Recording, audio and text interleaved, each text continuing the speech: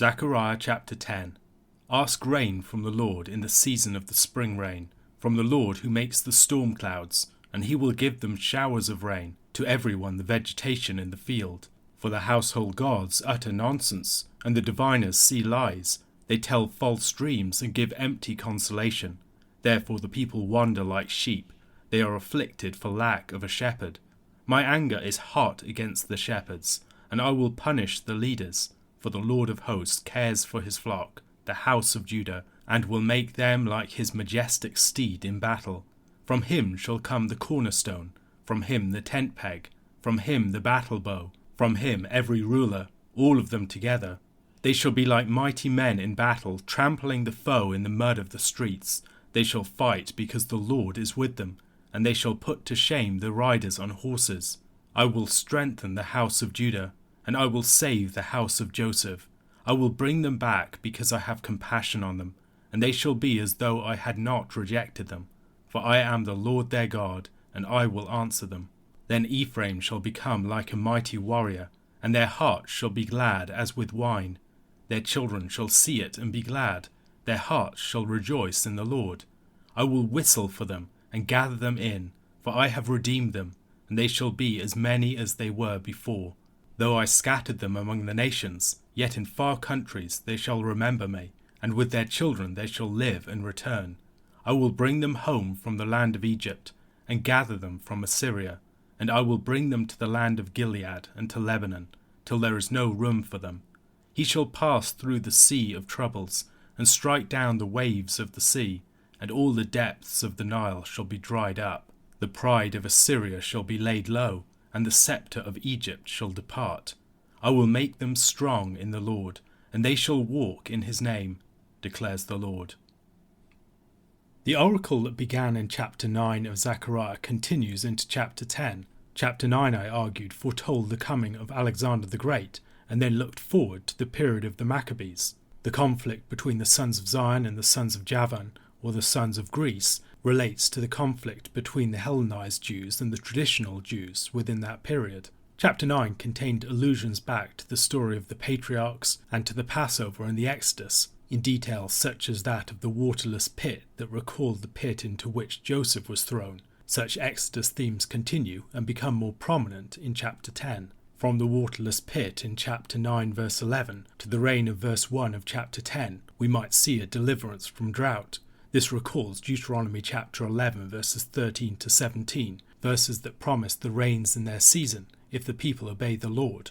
Verse 2, which speaks of the futility of the household gods or the teraphim and the lies of the diviners, seems a little out of place within the historical context. After the Jews return from exile, there do not seem to be the same problems with idolatry as there were prior to it. Indeed, the reference to household gods and diviners might recall an earlier period of Israel's history. The teraphim, of course, are most associated with the story of Jacob and Laban, Jacob's teraphim or household gods being taken by Rachel. The character of Micah in Judges chapter 17 also has household gods. Perhaps, as with the reference to the waterless pit in the preceding chapter, the people's failures in the area of idolatry are being described in a way that is designed to bring to mind these earlier stories of Israel's history. It is also possible to see the reference here as referring back to the reasons why they were sent into exile in the first place, rather than to sins that would happen later in the nation's history. Such a statement would certainly be reminiscent of prophecies such as that of Jeremiah. In verse 16 of the preceding chapter, the Lord had described his people as a flock. On that day the Lord their God will save them, as the flock of his people, for like the jewels of a crown they shall shine on his land. Flock, sheep, and shepherd imagery becomes more prominent within this oracle, especially in the following chapter, but also here, where the Lord speaks about the people wandering like sheep, lacking a shepherd. The shepherd that they lack here might be a reference to a Davidic ruler or another sort of good king. This figure should be distinguished from the shepherds plural that are mentioned in verse 3, the ones against whom God's anger is hot. Those shepherds are most likely the leaders of other nations. They are related to the leaders, or more literally the he-goats. In places like Ezekiel chapter 34, the Lord speaks against the false shepherds of his people. Here the false shepherds are most likely referring to the Seleucid rulers. The Lord will rise up against those false shepherds as the true shepherd of his people. He will make Judah, the ruling tribe that represents the whole, like a majestic steed in battle. In the preceding chapter he described making Judah his bow and Ephraim his arrow. Once again, the Lord is going to act with power, not just for his people, but through his people, equipping them as a weapon of his warfare. As the Lord's majestic steed, they would put to shame the riders on horses that are mentioned in verse 5. The riders on horses are most likely the Seleucid kings and their armies. The Lord acting as the shepherd of his people to restore them and re-establish them, placing faithful shepherds over them, is also described in places like Jeremiah chapter 23 verses 3 to 5. Then I will gather the remnant of my flock out of all the countries where I have driven them, and I will bring them back to their fold, and they shall be fruitful and multiply. I will set shepherds over them who will care for them, and they shall fear no more, nor be dismayed, neither shall any be missing, declares the Lord. Behold, the days are coming, declares the Lord, when I will raise up for David a righteous branch, and he shall reign as king and deal wisely, and shall execute justice and righteousness in the land. Verse 4 of Zechariah chapter 10 also describes the establishment of new rule within the nation. Here, however, the governing metaphor is architectural. The ruler is compared to the cornerstone from which the building is built up, the tent peg that gives security. The Lord would also make Judah, as in verse 13 of the preceding chapter, his battle bow. Where formerly Judah had been harassed and oppressed, Judah would subdue their enemies and trample them underfoot. Former oppressors would be crushed, receiving the consequences of their wickedness. The northern kingdom of Israel had been removed from the land in 722 BC by the Assyrians. The southern kingdom had finally been overthrown by the Babylonians in 586 BC. The great division in the kingdom, first a judgment for the sin of Solomon, and a consequence of the arrogance and hubris of his son, continued for many years, where the nations warred against each other and sometimes enjoyed a fragile peace. However, both Jeremiah and Ezekiel foretold a time when the two nations would no longer be separate. There was already a sense in which this was coming to pass after the return, when the people were defined not so much by tribal identities, but as Jews, all entering more fully into the status of Judahites. However, in the time of Zechariah, the people who had returned to the land were only a small number relative to the numbers that had formerly existed there. Their territory was limited, much of the former land had been lost to them, and they were also under the rule of the Persians. The overwhelming majority of Jews still existed in exile communities outside of the land. Here the Lord seems to be speaking of a greater restoration still to come. He will re-establish his people, not just as a small territory within the former region of Judah, under foreign rule, but as an independent nation enjoying something nearer to the extent of its former boundaries. It would be as if they had never been sent into exile in the first place. As the nation enjoyed its new independence and its boundaries extended, the land would be dramatically repopulated. The people had been sown among the nations, dwelling in exile communities for a few centuries, and yet as the Lord whistled for them, as a shepherd might whistle for his flock, many would return to the land. The Lord speaks of bringing them from Egypt and from Assyria. A number of different waves of refugees from Judah had gone down to Egypt at various points in history. One of the most notable of these waves of refugees is described for us in the book of Jeremiah as people fled after the assassination of Gedaliah, the governor of Judah. Egypt, of course, was the place from which the original exodus had come up. Assyria no longer existed as an empire, but the Assyrians were the ones who had removed the people from the northern kingdom and settled them in territories far from the land. While the Assyrians were no longer a power, the consequences of their historic actions remained. The Lord speaks of bringing his people to the land of Gilead and Lebanon. Gilead in the region of the Transjordan and Lebanon in the far north represent some of the furthest extremities of the land of Israel. As the Lord brought back the people and repopulated the land, it would also recover territory that had long been lost. The Lord describes his paving of the way for this, using imagery taken directly from the story of the Exodus, passing through the Sea of Troubles, striking down the waves of the sea, and all the depths of the Nile being dried up. Foreign rulers would also be humbled as the Lord restored his people. Perhaps the Assyrians here are standing in part for the Syrian Seleucids, who will be humbled through the Maccabean revolt and the subsequent rise of the Jewish nation under the Hasmonean dynasty. A question to consider, looking closely at this chapter: how can you see the theme of strength and strengthening being played out within it? Matthew chapter 21, verses 23 to 46. And when he entered the temple, the chief priests and the elders of the people came up to him as he was teaching, and said, "By what authority are you doing these things? And who gave you this authority?" Jesus answered them, "I also will ask you one question, and if you tell me the answer, then I also will tell you by what authority I do these things.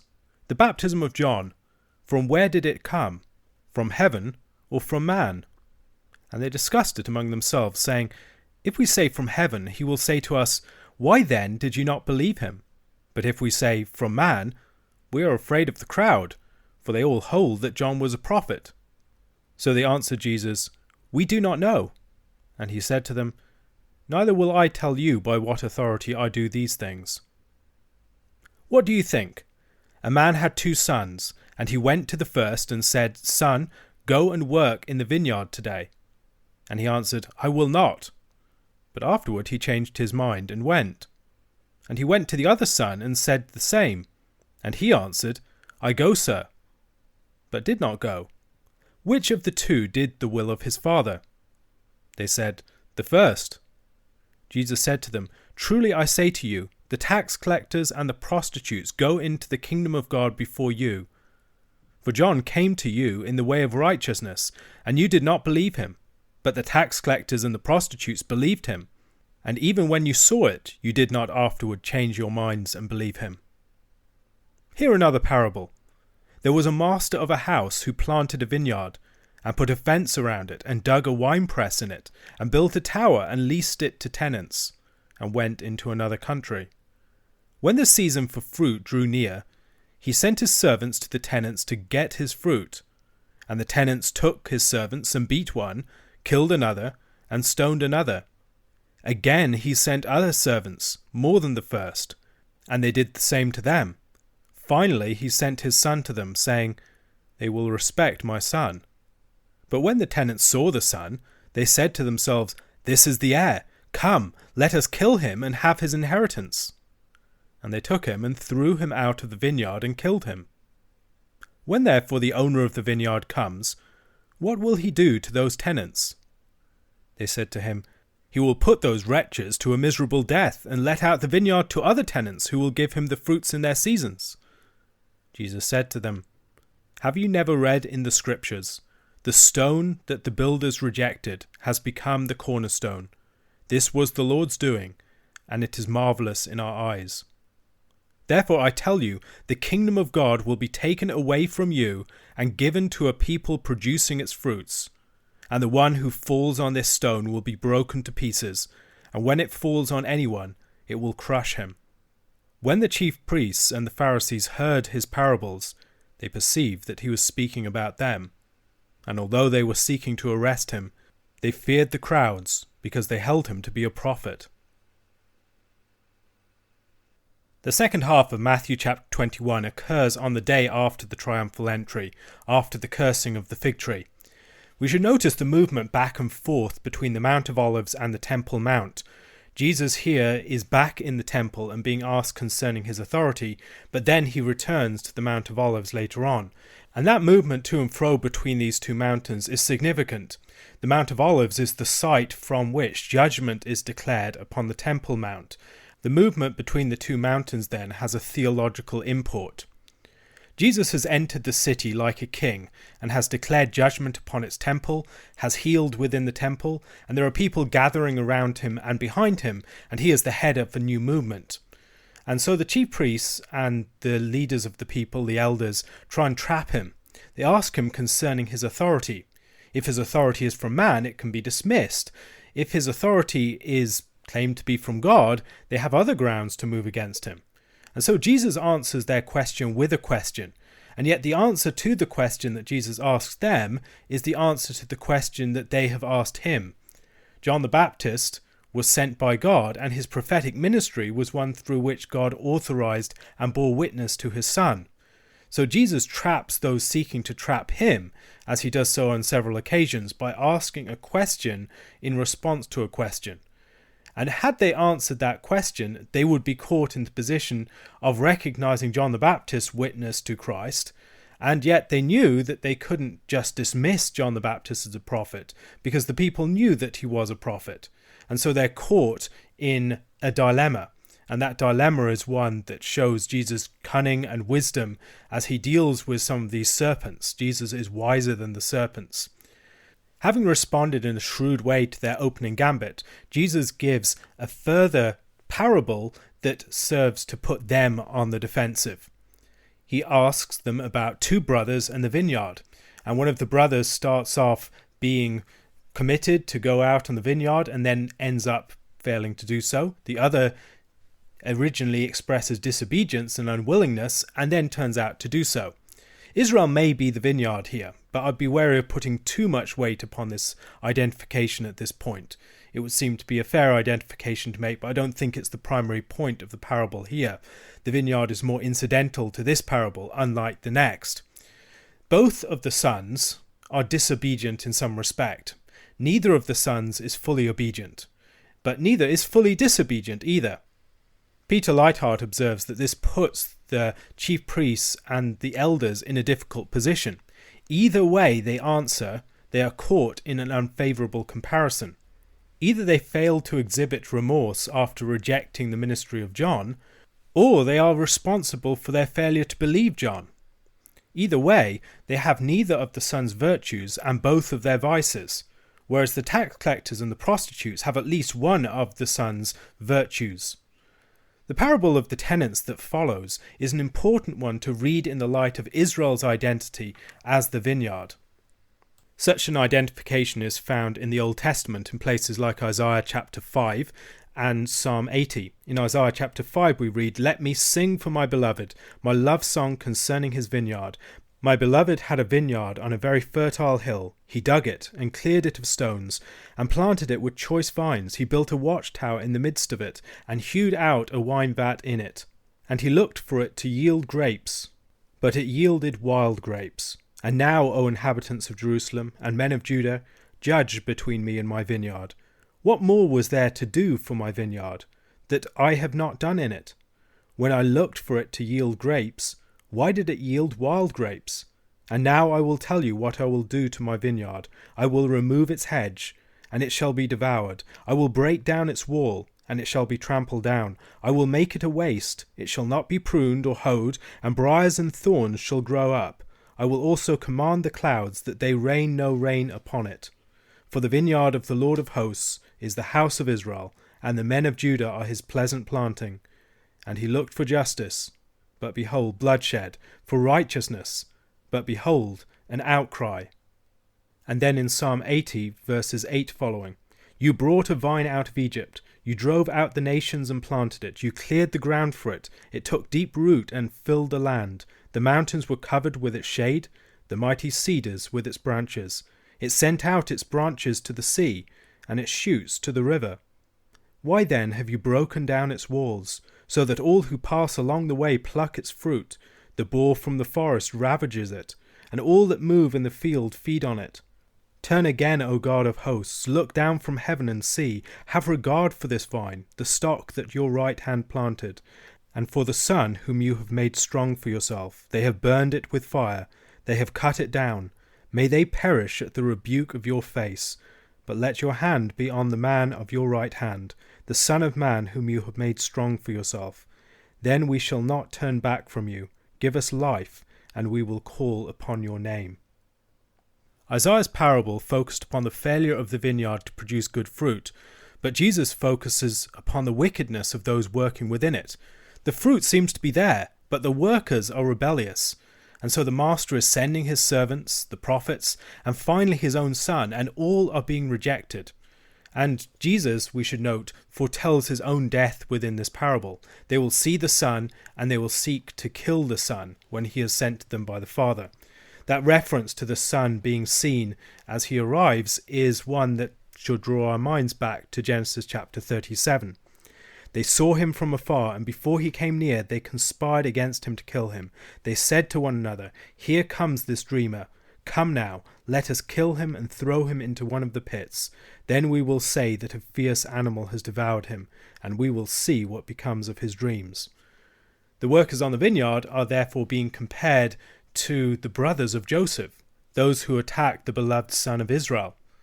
Once again, as with the preceding parable of the two sons, Jesus presents this parable as a question that the elders and the chief priests are asked to answer.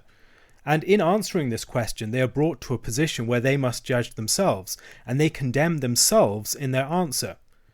Now, it's important to consider what they would have seen in this parable.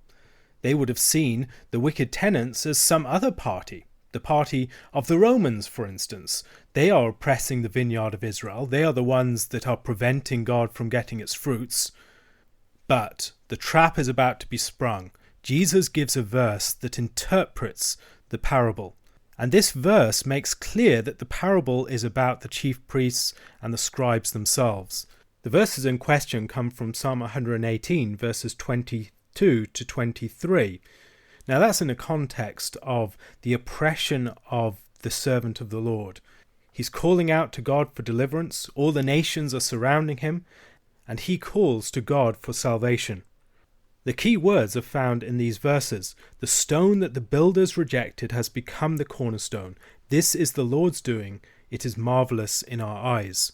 And this verse is used on a number of occasions in the New Testament, with reference to things such as the resurrection. In Acts chapter 4, verse 11, "This Jesus is the stone that was rejected by you, the builders, which has become the cornerstone. And there is salvation in no one else, for there is no other name under heaven given among men by which we must be saved." And then in 1 Peter chapter 2, verses 4 to 8, "As you come to him, a living stone, rejected by men, but in the sight of God chosen and precious. You yourselves, like living stones, are being built up as a spiritual house, to be a holy priesthood, to offer spiritual sacrifices acceptable to God through Jesus Christ. For it stands in Scripture, 'Behold, I am laying in Zion a stone, a cornerstone, chosen and precious, and whoever believes in him will not be put to shame.' So the honor is for you who believe, but for those who do not believe, the stone that the builders rejected has become the cornerstone, and a stone of stumbling and a rock of offense. They stumble because they disobey the word, as they were destined to do." In Acts 4 then, the apostles are using this verse to refer to the resurrection of Christ, the vindication of the rejected stone. In 1 Peter chapter 2, the rejected stone is the cornerstone of a new building that's being erected. It's the new temple that God is building. There is a wordplay here between son, ben, and stone, eben, and the fact that the builders are associated with the religious leaders. This helps to explain that the chief priests and the elders are the ones in view. It brings the temple themes to the forefront. Christ is the rejected stone and becomes the cornerstone of a new temple.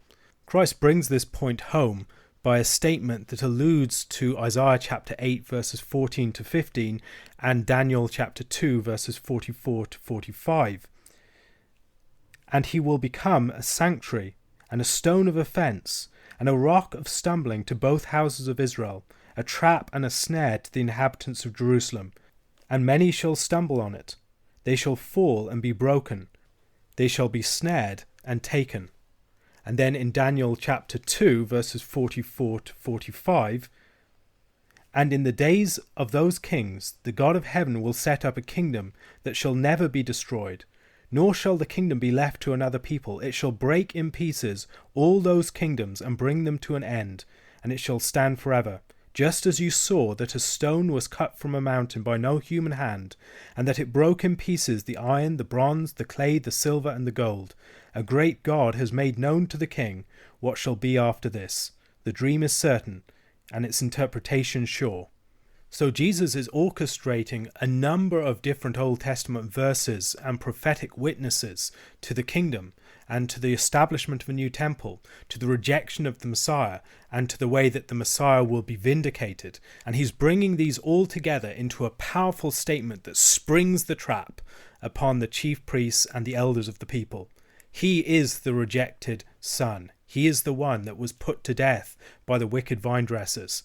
And he is the one that will become the base of a new temple that's going to be built.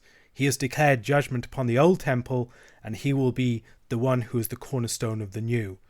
The riches of the Lord's vineyard will be given to another party. They will be given to a faithful party that will bear the fruits that are supposed to be borne by it.